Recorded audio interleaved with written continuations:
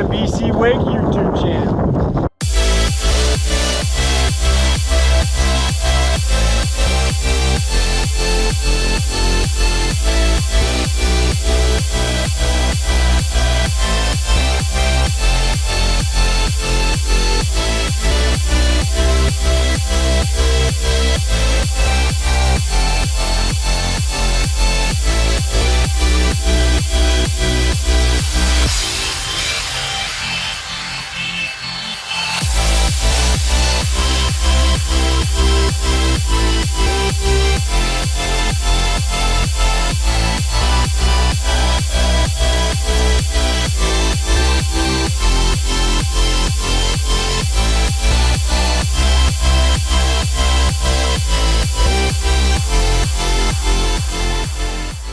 If you enjoy this video, please click the like button.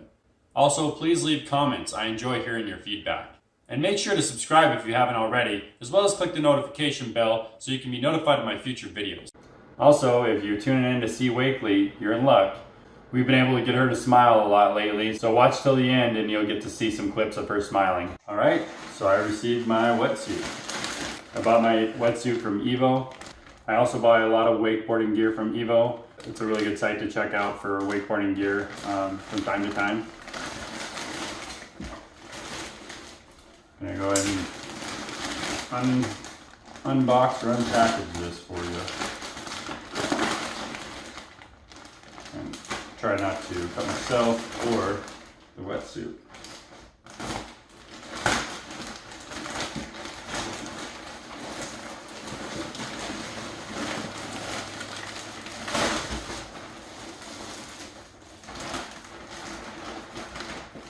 Always take a quick look, see what else is inside.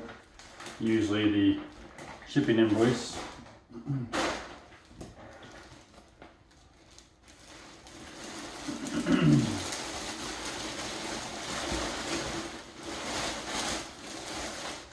It even came with a hanger. It's a Roxy hanger.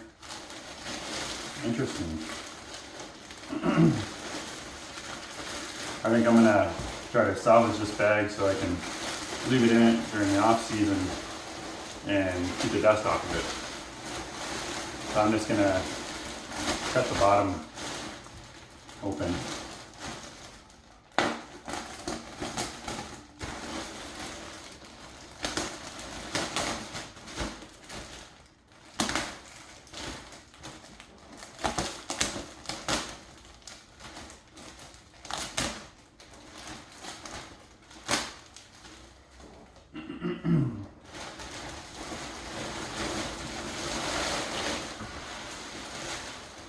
Oh yeah. Hell yeah. So it's a Roxy hanger, but the wetsuit's actually a Vissla.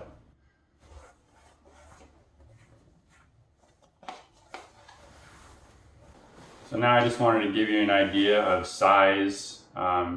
Gonna stand back and kind of hold it up to myself. This is an extra large. That is my size for Vissla. Works great. The last suit fit me perfectly, so that's one of the reasons why I went with Vissla again. And now I'm just showing you the color. So this is called Heather Black. Okay, so now that you've seen the unpackaging of my new wetsuit, I wanted to let you know about something that happened here recently, something I was disappointed in, and something I just basically learned from. So the wetsuit that I just unpackaged actually was not the first wetsuit I bought this off season for next season. I actually have been looking really hard at several different options, and I had come up with the idea that I liked the reviews on the O'Neill Hyper Freak 4.3, and I was looking at Zipless. So I bought one, I received it. I was too excited to wait to film an unpackaging for that, and I actually didn't film anything on it because of my disappointment. I should have filmed something, I apologize, but I actually turned around and sent it back, returned it right away so I could get credited for that purchase because it was a $240 purchase. And then I turned around and bought the suit that you just saw me unpackage. So what I was disappointed in, why I returned it. So I first of all, I'll tell you why I decided to buy it. The O'Neill Hyperfreak had lots of different great reviews about the Techno Butter neoprene material that they use. And the fact that it's more lightweight, more flexible, and I was pumped about it. I wanted to try something new. I was pretty happy. I was quite happy with my Visla wetsuit, but I was thinking, hey, if I can get something lighter, that's great. So basically, I did a lot of research. I checked the sizing charts. So I made sure that I got something that would fit me. I was wearing an extra large in the Visla, fit me perfect. So I was looking at the extra large in O'Neill, and there was barely a slight difference on height, but I figured that shouldn't be a big deal.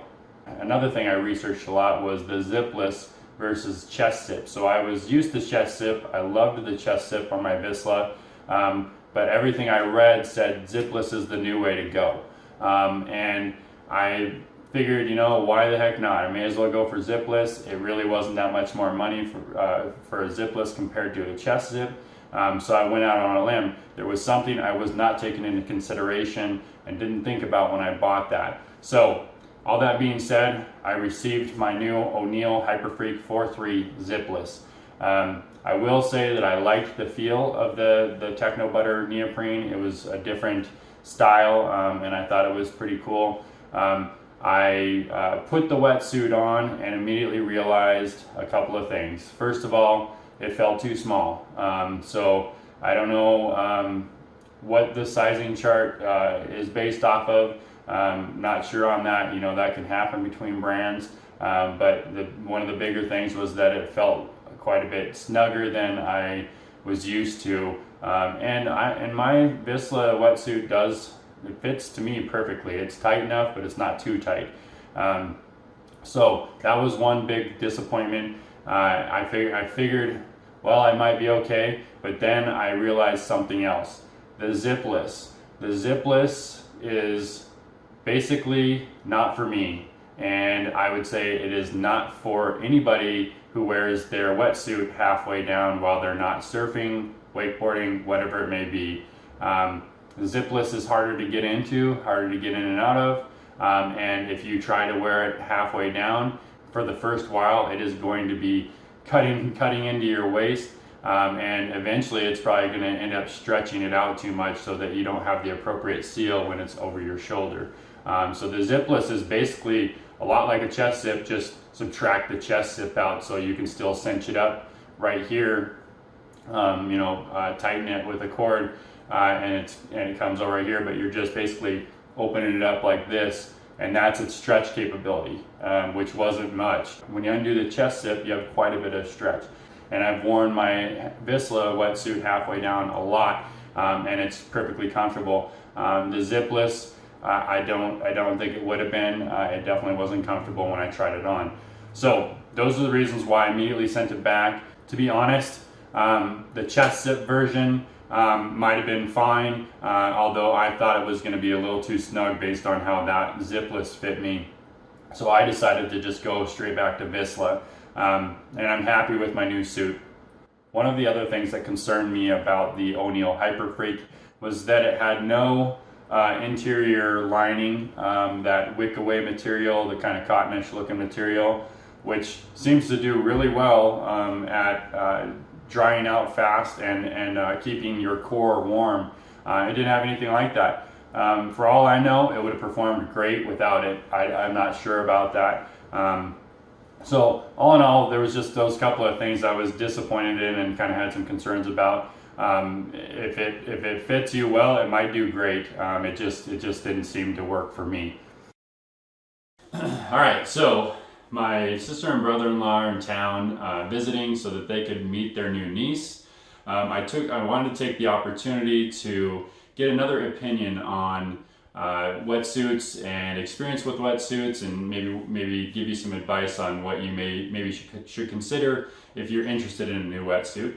Yeah. So my brother-in-law Ernie Child, sitting right next to me, He is in the Coast Guard, and he has been a rescue swimmer for several years now. And they use wetsuits frequently and different levels of wetsuits. He's also a surfer. He's really into surfing, so you know that kind of meets up with wakeboarding as far as use. There's different needs for wetsuits, obviously for surfing and Coast Guard applications.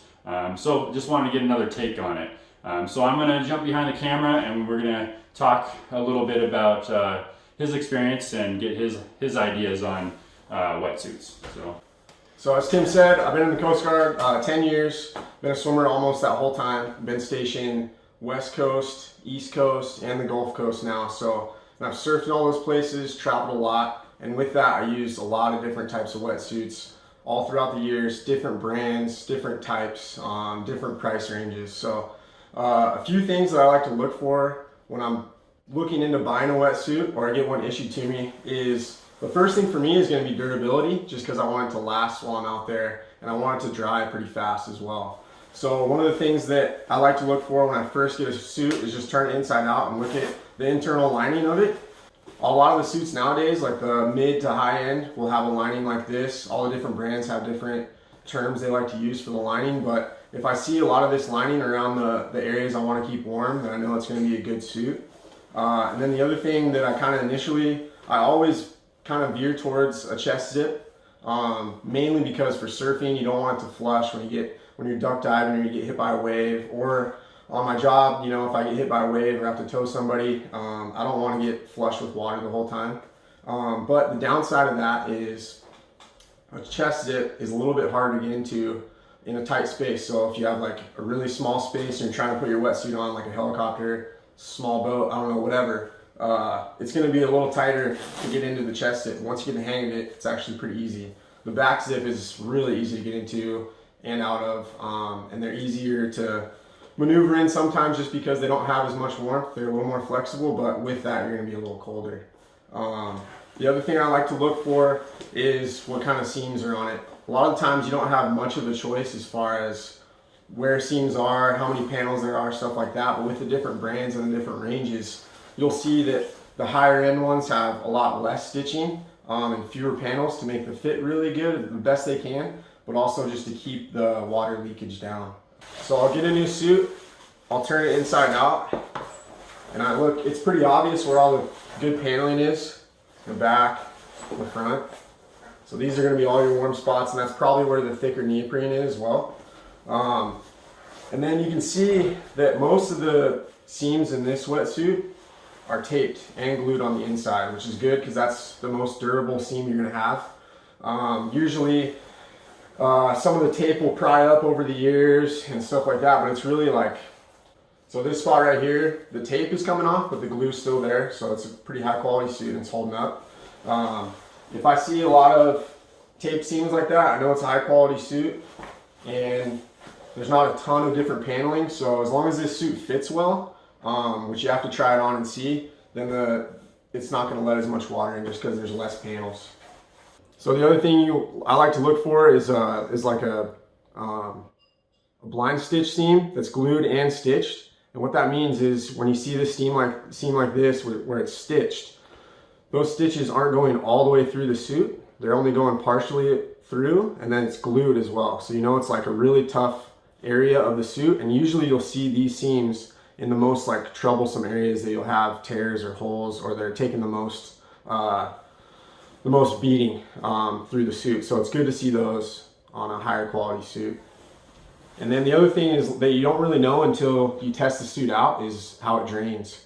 If your suit fills with water and you have it like around your waist or on your arms, you know, it's like not the best quality suit and it's going to be a pain to swim around or move or do anything. So look for drain holes, those always help, and then you just kind of have to feel it out and look at reviews and stuff like that. So for me, I've tested a lot of different brands, and there's new brands coming out all the time. For me, I tend to usually go towards Rip Curl just because I really like how fast they dry and the durability. And they are a little more pricey. Like I like to usually go with the Flash Bomb, but they do have a cheaper kind of mid-range called the E-Bomb, and it's just as good, high quality, it'll last a long time. But the thing that I like about the suits is the fit for me is huge. I like it pretty tight. I'm 5'11", 160, and I usually rock like a medium tall. And I like it pretty tight, and I can still paddle, I can still swim, but with the flash bomb lining, it keeps it pretty flexible, and it dries, I mean, within a day. So if you're gonna do 2 sessions, it could potentially dry all the way on the inside in between those sessions. So that's why I like to go with the Rip Curl. Other good brands are coming up and getting out there, but like as far as what I like to use in work and outside of work with surfing, I usually stick with Rip Curl just because I like that flash bomb lining. All right, so now we're just gonna talk together about kind of my new wetsuit and both of our assessments of the differences and kind of maybe a few things of why I chose it, and just kind of get Ernie's ideas on what he sees as maybe some features of the new wetsuit. So just to start out, what I noticed right away, I bought the suit first of all because of the color difference. You can see that this is all black and this is what they're calling a heather gray. I did actually get this one with stealth logos because I'm not a huge fan of showing too many different like logos and color patterns on my wetsuit. This new suit does have this here, and on the back it has this here. I'm fine with that because it's still a little incognito because those are going to be underneath my vest while I'm wakeboarding. For surfing might be a different story, but if you ask me, those are pretty classy and look pretty good. That's up to you, that's a preference. The other thing I noticed on this suit is the difference on the wicking away, or the kind of the warmer spot. I think what I've experienced or read and whatnot is that this is built in to do 2 things. It keeps you warmer in these areas, like Ernie said, also to wick away moisture. Let's say if you're sweating or if there's a small amount of water getting into your suit, it'll help wick it away from your body. You notice that the pattern in the new suit is quite different. To be honest, I don't know which one's going to be better. This is the newer technology that Vissla has. I guess time will tell on that. So Ernie, anything that you want to point out? So one thing I noticed right away that you see in some of the other chest zips, some of the different brands, is you'll actually have to connect this zipper on this side and then zip it up, instead of you just have the zipper here. It's really easy, you just seal it up like that. It can be kind of a pain if you have one of the ones that you have to connect and then do the zipper that way, but it seals up really well, so that's kind of a plus and a downside. I think this one's going to work out well just because it's got the button right there. It closes up and you can cinch it really tight if you want to. And just a note on that, just from experience with this suit, I did know about those types of zips, chest zips that he's referring to, and I was concerned that, I might take a spill and this would open up and kind of slowly unzip. I didn't have a problem with this suit. It might be different if you're surfing because, again, I'd be wearing a vest over this and it might be holding it tight. So something to consider depending on what you're doing. Yep. The other thing that is good about this suit that I think is the neck seal. It's got almost like a rubber lining around it. So a lot of times the neck is what's going to deteriorate first, like the internal part, this part here, and the outside is going to deteriorate just because it's in the sun, it's getting stretched out, moved around all the time. So if you see, with this, it's going to have a lot more durability just because it's got that rubber lining, which you can see that one did have it and it got worn out, Yeah, it lasted. You can kind of see a little bit of wear on this, but it's not breaking apart yet. I mean, it might wear out over time. One spot where I noticed that it is kind of starting to break up is on the inside, where that comes over over your shoulder, and then this comes over top. This part in my old suit is kind of starting to wear a little bit. Still pretty functional, but you can see the wear on it. Yeah, and those kind of always go. It's not really a huge deal until it stretches to the point where you're getting flushed all the time. But with the flap that goes over, it's not like a huge concern. Those always get tore up. Same with the wrists. Like this one, the new suit has like a kind of a cool stretchier neoprene at the wrist, and it's also got some like rubber spots right there to keep it in place from riding up when you crash, or if you're surfing and paddling or whatever. So that's kind of cool. I haven't seen that on any of the Rip Curl suits or any of the Patagonia ones. Like this stretchy part on the wrist will be kind of nice just for getting in and out and just keeping it right there. And just to show you a difference from my old suit, the old suit, they were doing these kind of, I don't know what you call this, but just some tighteners around the wrist. So this was all completely around, but you can see that pretty much quickly wore out. So I don't know if that was the greatest thing. Initially it worked really great at keeping my sleeves down. And on the inside of this, it has, they were doing this before that suit as well, but they're still doing this, and I think that was a great, but this, I don't know if was such a great thing. And that's not on the new suit. It looks like they have it on the legs as the well. legs, yeah. From riding up. Let me see if they had that on. I don't know if it'll pull out your hair at all or what, but I never noticed it. Kind of good. Yeah. But you can kind of see these ones are wearing out a little bit. There's a little bit of wear there. That one's kind of coming off. So I abuse the crap out of my wetsuits, and it's too bad we don't have one of Ernie's wetsuits with us here. Yeah, no. The other thing about the high seas is this furry portion isn't like, it's not super bumpy or raised at all, which will be, I think it'll add to like the comfort. And one thing that I can feel with this suit is it seems like it's got a little more foam to it than a typical suit. So I think for Tim's use wakeboarding, when you take a spill, it might provide just a little bit more cushion from that fall. Maybe more buoyancy too. I could always use a little more cushion. That's right. Yeah, this does look a little more raised, like he was saying, than that suit. Yeah. It's pretty, it's really soft. It seems pretty, should be pretty warm. Let's hold them both up to the camera really quick here. There we go. Cool.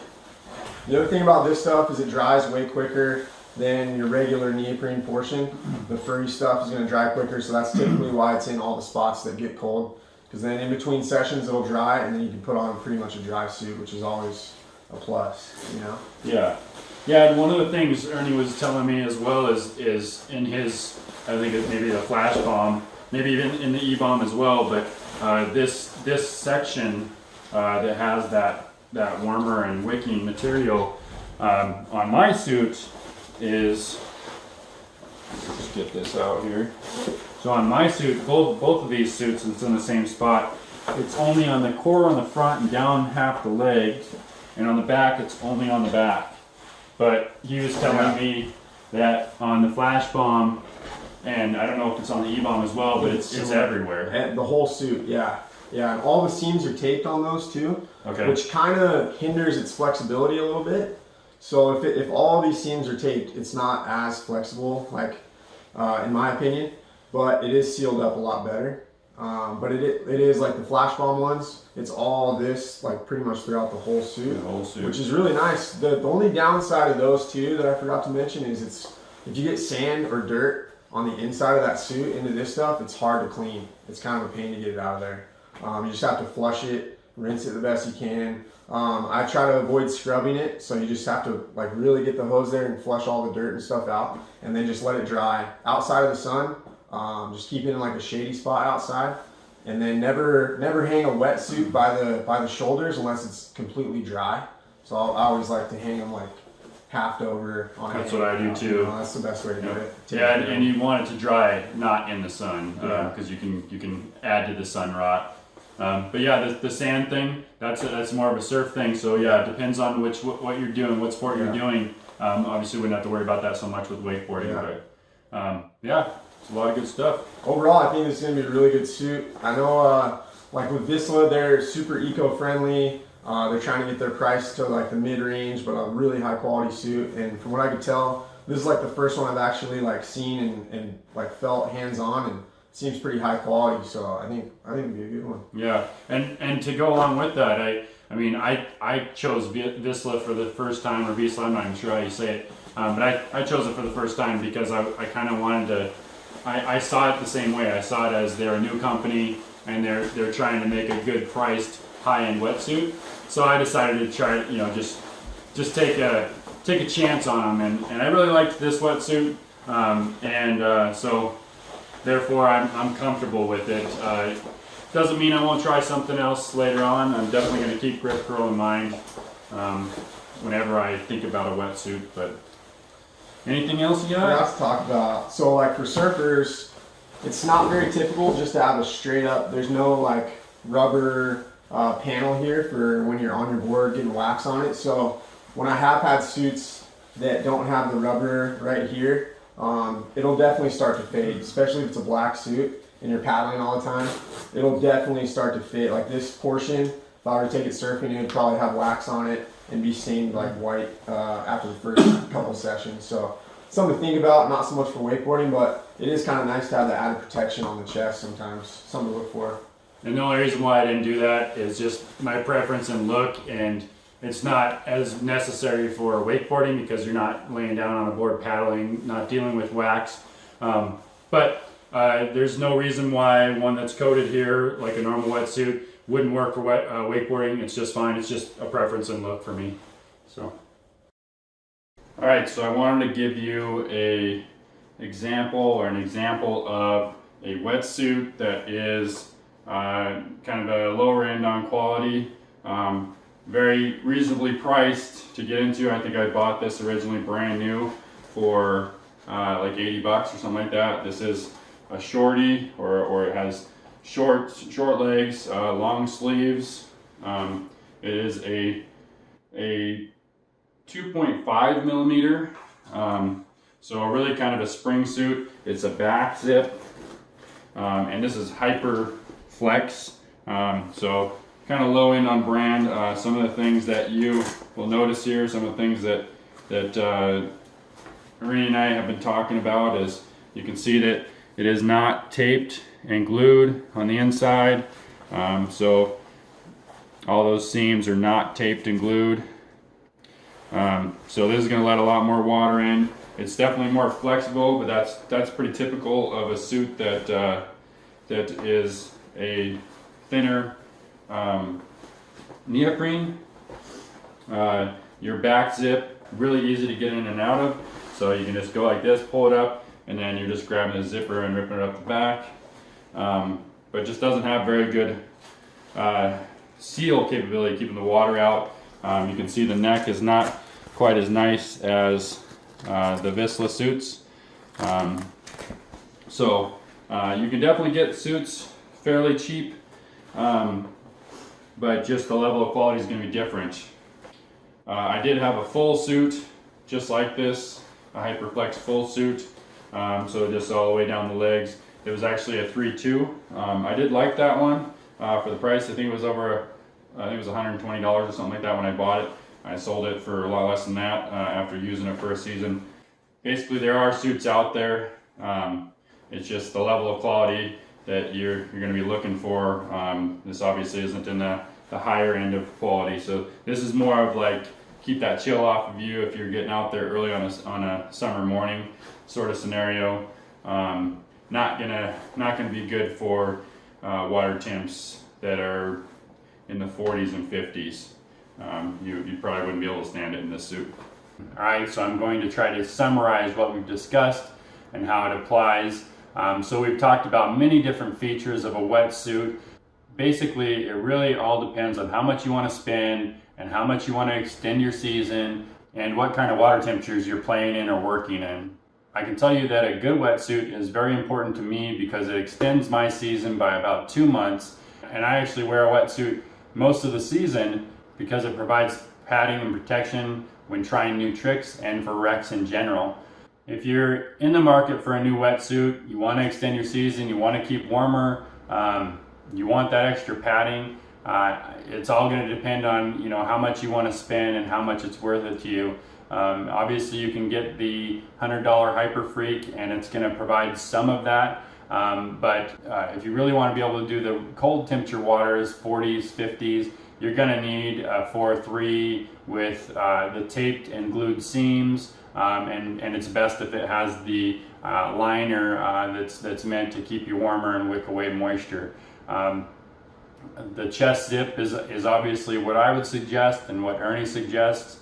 You obviously could get a back zip or you can get a zipless. The back zip is going to be easier to get into, but it will let more water in. The zipless will be harder to get in and out of, but should provide a similar amount of water seal. But the chest zip or the back zip are going to be better for wearing it halfway down, which I do on a regular basis. The more you pay for a wetsuit, the thinner the material is for the warmth rating. If you end up going as high up as a rip curl suit, getting the flash bomb, it's probably gonna be a little bit thinner, a little bit more lightweight, and obviously it's gonna have that inner lining everywhere in the suit. I paid $265 for my Zipless suit. The O'Neill Hyper Freak that I had purchased was $240. So that kind of gives you an idea. If you were to get a rip curl flash bomb, you're going to be well into the 300s, might even be close to 400 depending on what sale you hit or what year you buy.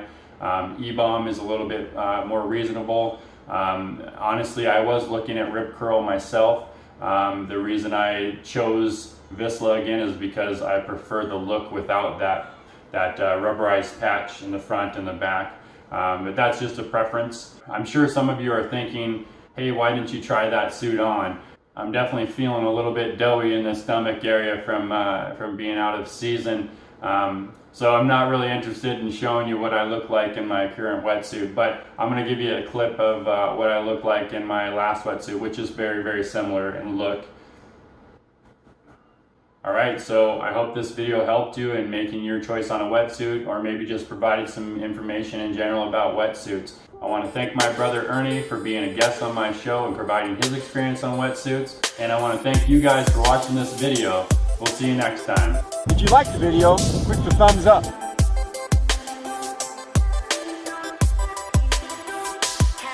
If you have something to say about the video, leave a comment below.